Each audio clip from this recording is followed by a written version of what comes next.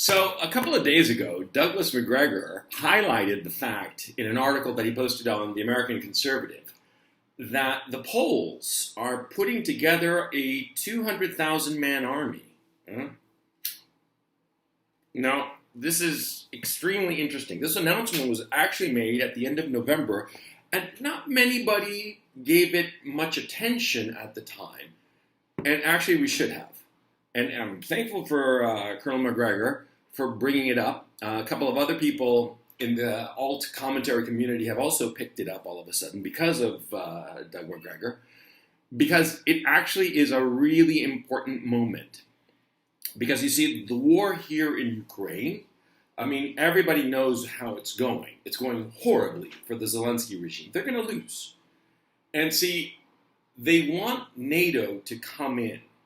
They want NATO gear. They think that magical gear will fix all the problems, but of course it won't.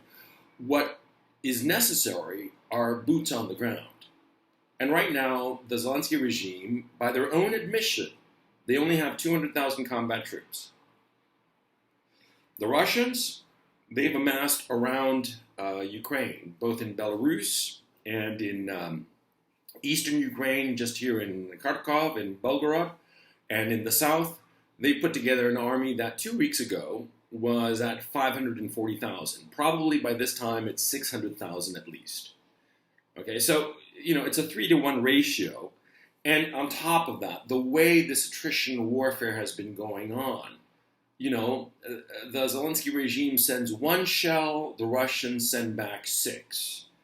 One Zelensky regime force member dies, or 10 rather, of the Zelensky regime dies, and only one Russian dies. I mean, it's that lopsided. So the fact that they are down to 200,000 men, and the Russians have put together an army of at least 600,000, and it's probably going to keep on growing until they get ready for their big winter offensive. Well, the outcome is clear. And so the neocons, of course, want to continue this war one way or the other. On the other hand, the Polish leadership, they have these bizarre notions that they can somehow resurrect the Polish-Lithuanian Commonwealth. I mean, there has been times when Poland has been a great empire in Central Europe, but not today, okay? I mean, see, it is a medium-sized country in Europe, the Poland of today. And it has lost certain territories that historically were Polish, specifically the city of Lviv, or Lvov, depending on how you want to pronounce it, in the area of western Ukraine known as Galicia. The area of Galicia also extends further to Belarus, but for purposes of this conversation, let's just talk about western Ukraine. The Poles have their eye on that territory. And so obviously, what is going on is that Poland and the American neocons want the same thing for different reasons. The Americans, seeing how the Zelensky regime is collapsing, because it is, it's just a matter of time at this point.